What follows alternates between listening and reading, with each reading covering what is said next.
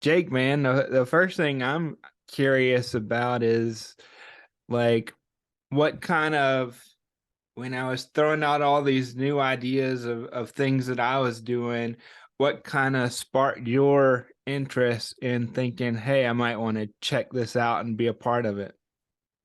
Well, for one thing, disabilities and people with disabilities don't always get the right viewpoint from people within the church or just in friend groups or work or anywhere. I mean, especially on even on social media.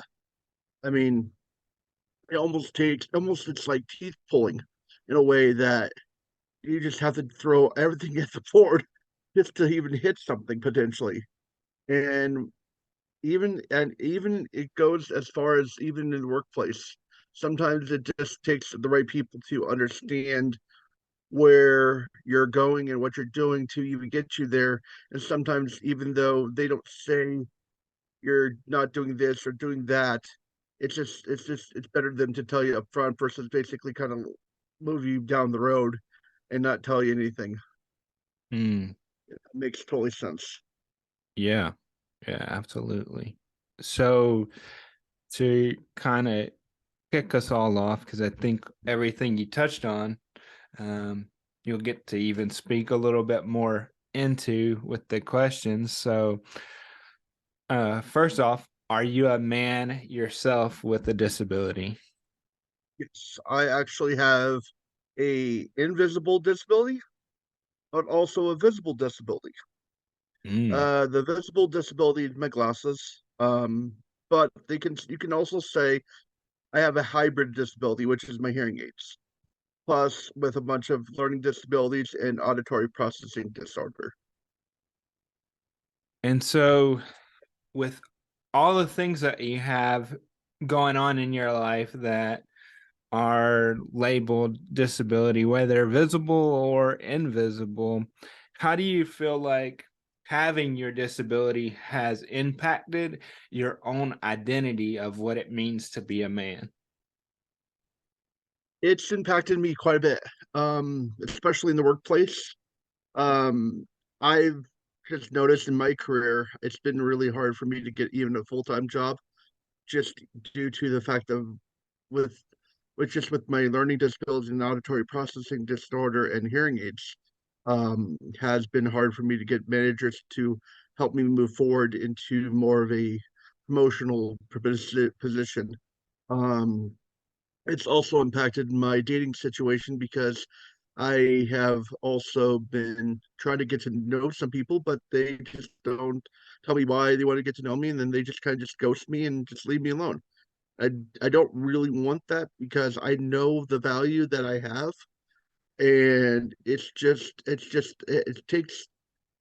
takes so many no's to get a yes from me. I wish it never did, but in all reality, it's kind of the nature of what we deal with from time to time. And I wish it wasn't for you or me both because we're both great people. It's just I just wish people had a better open understanding of what's really going on and actually giving people a chance to see their heart versus what they see on the outside or on the inside of what's going on in their lives. Mm, I love that, the opportunity to see our heart. I love that, and I definitely identify with that myself. Um, what do you think from your life experience has been the hardest part of navigating life as a man with a disability?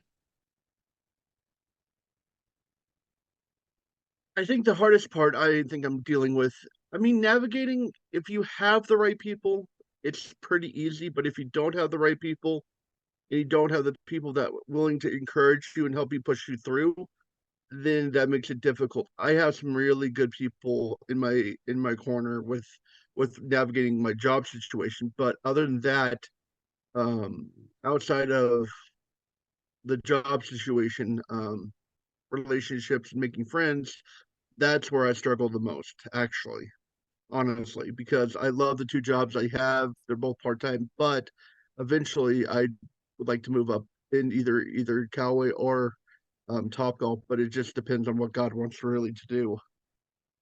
Yeah. I hope that answers the question that you're looking for.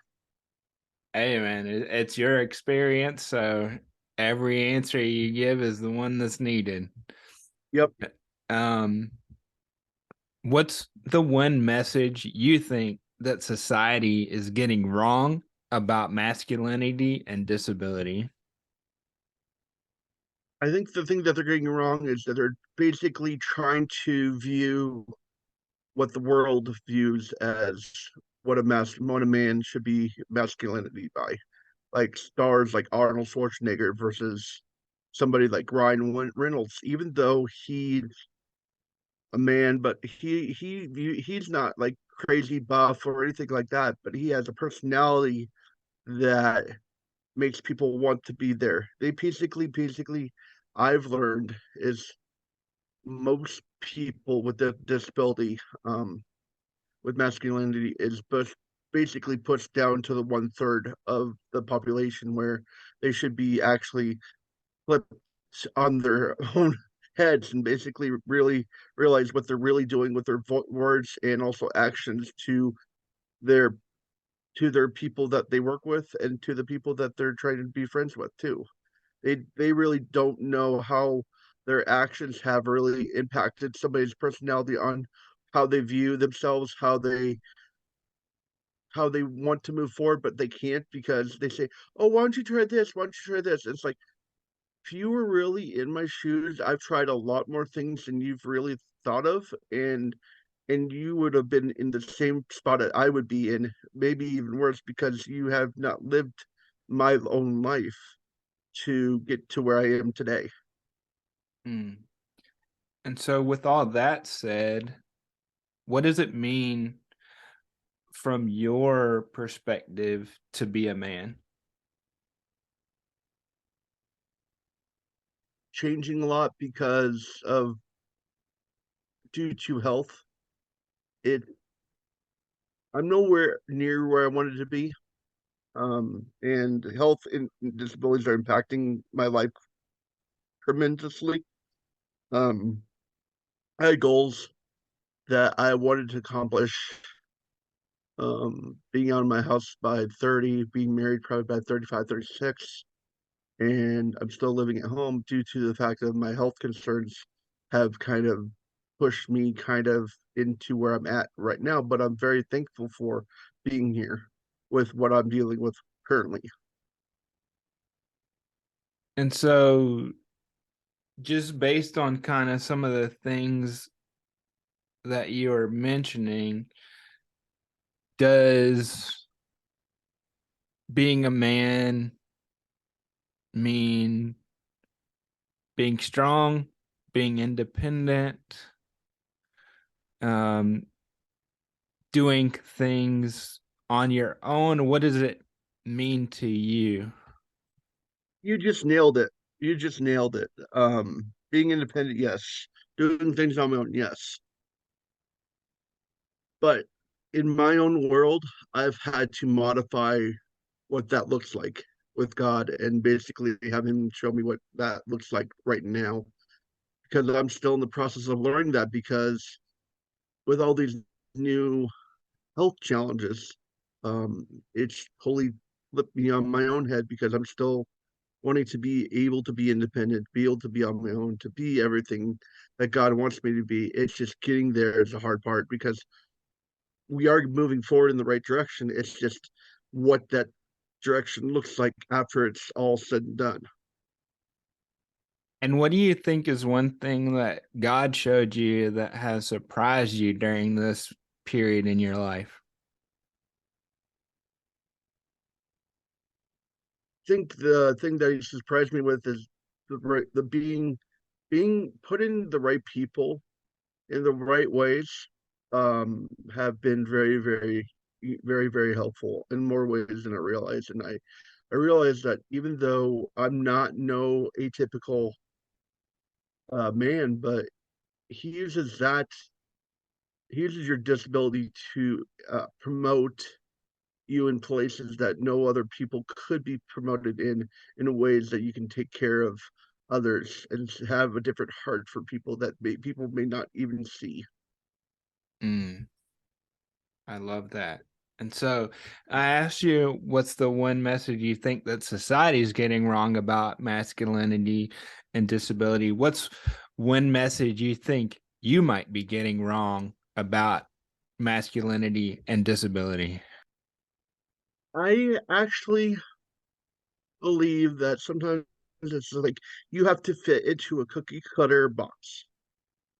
And if you don't fit in, you're not welcome to the party. They say, oh, here's a fun analogy. Can't fit a square peg in a round hole.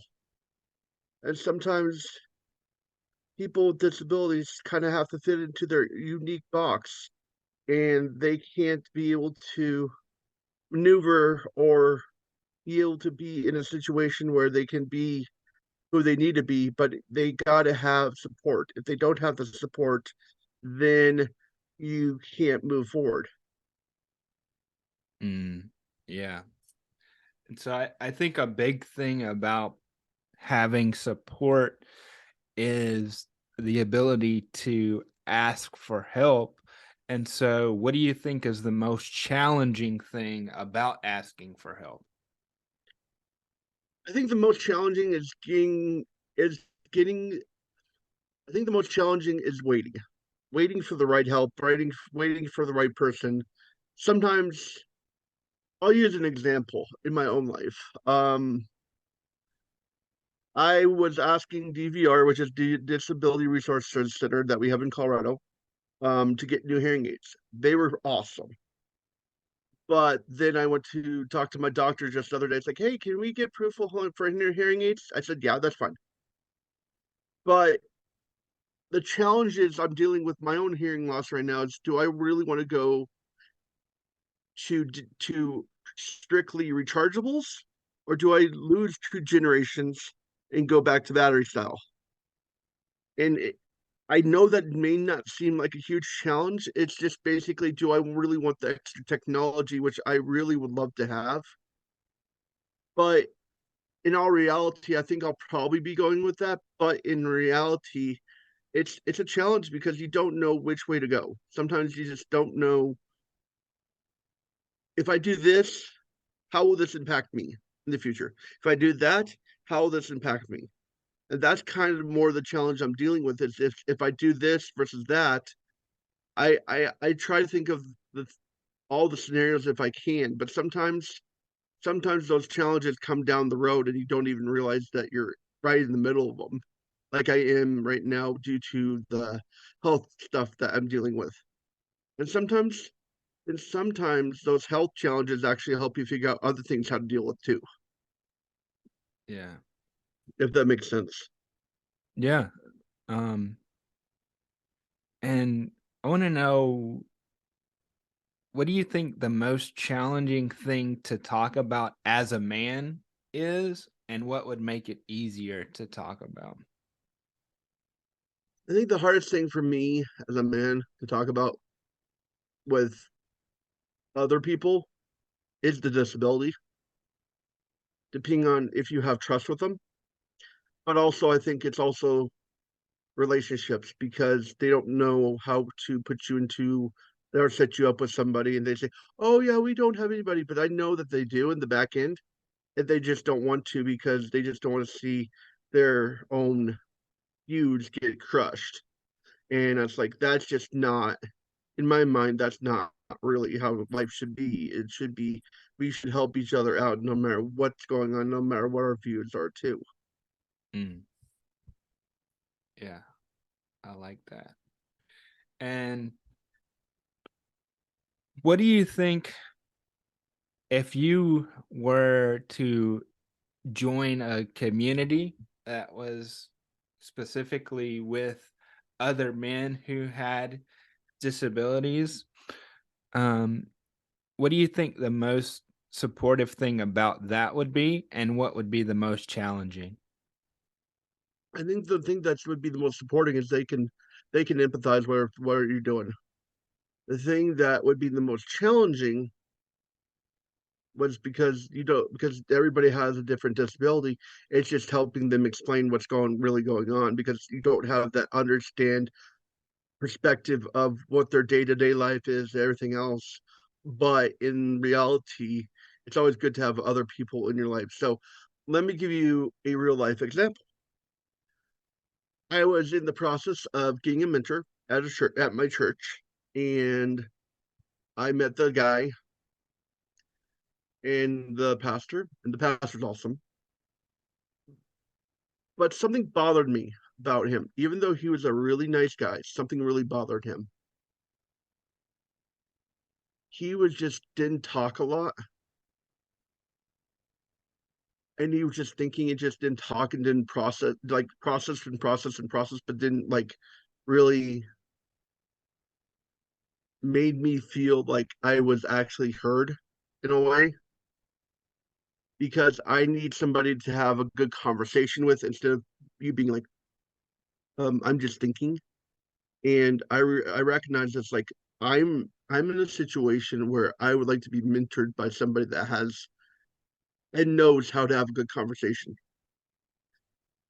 Due to the fact that I learn better when I just talk and process because if you can't talk and process, then you don't know where they're coming from and it made it hard for me because I just felt the like just urge just like hey I need to call my pastor. I did call him. It's like due to the fact I saw him interact with some other people. It's like we had a men's night and um it really hit me between the eyes like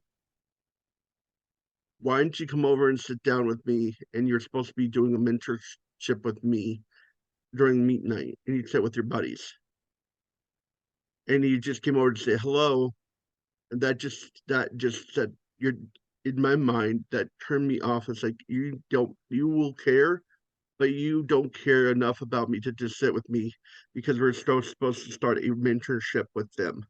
And that really just had said, it's time to change.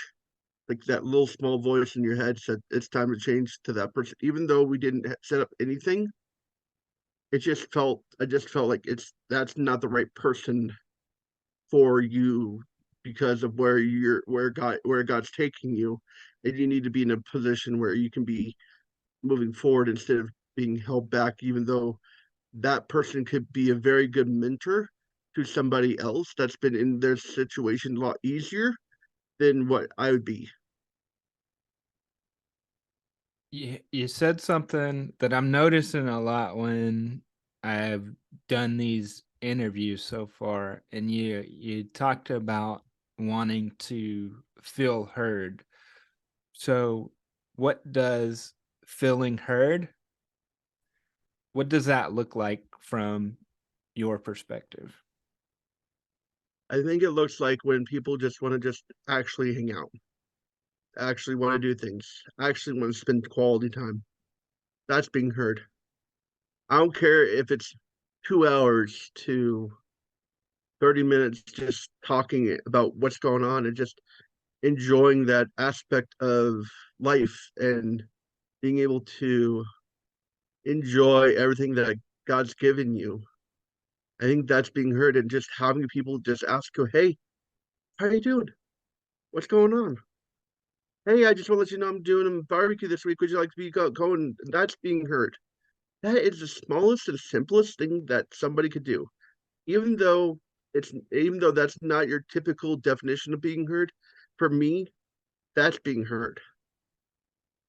Yeah, I love that because I think you're right. I think what you said is probably true for most people, and I'm sure when we when this is live for people to see, we might get some comments about that for sure. Like it's not the typical a- answer that you would probably expect when you ask what does it mean to be heard, and I love that because it gives something else to think about and another perspective to approach that question with. So um I only have a couple more questions, Sure, and the next one is who's a man that you admire and why? there's actually two. Actually, three. The first one is my brother. He really knows me really well, and he's starting to understand kind of what I have to go through, and he's always there. Same goes with my dad. My dad's awesome. It's just sometimes he gets to be in a workaholic attitude, and sometimes he just doesn't have time to just slow down and just hang out. I understand that, but I love him to death, and I love both of them to death. But I'm actually going to do three more people.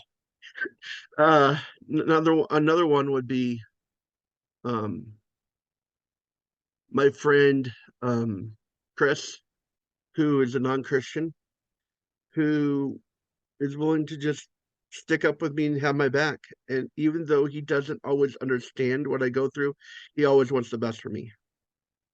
And every time he wants to go hang out, he wants to go do something else. And and that's awesome. He communicates well enough for me to understand. Um, Another person I admire is my friend Bill. He always tries to make time to hang out with me, going to go get dinner and hang out. And there's three more people. Pastor Eric, who is from Hilton Head Island, South Carolina. He's a pastor at church. And he was he had the audacity to ask me a really cool question. That question was, would you be willing to share your story? And that changed my life. That changed me in a way that's going to change me now. I don't know what that looks like. I don't know what it's going to be, but God does. And the other two men that I look up to 100% is my friend Kevin Walsh and my friend Trevor Dowdy. Those two gentlemen, I wouldn't be the man I'd be without those two guys in my life. Um, yeah, they're people my age. They have amazing lives, and they're going to be both having amazing children. One already has a kid, and the other one's coming on the way.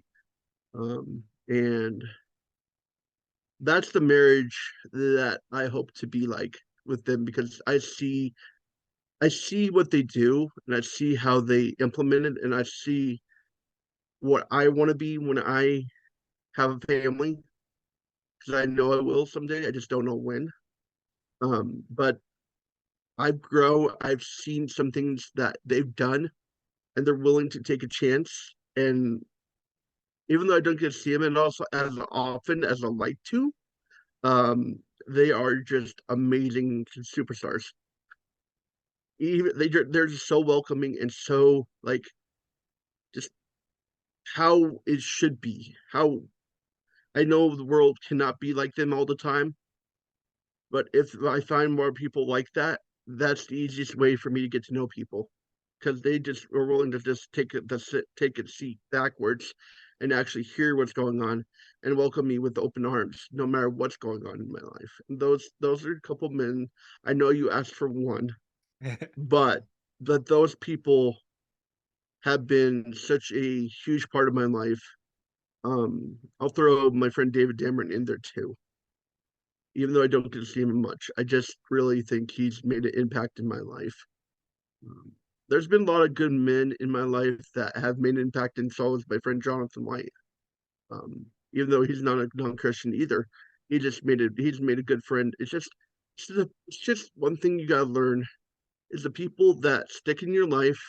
They're willing to see you for who you are, too willing to go overboard and just be able to be welcoming and just adapt to what you're doing and make it feel like you're just part of a family is such a huge thing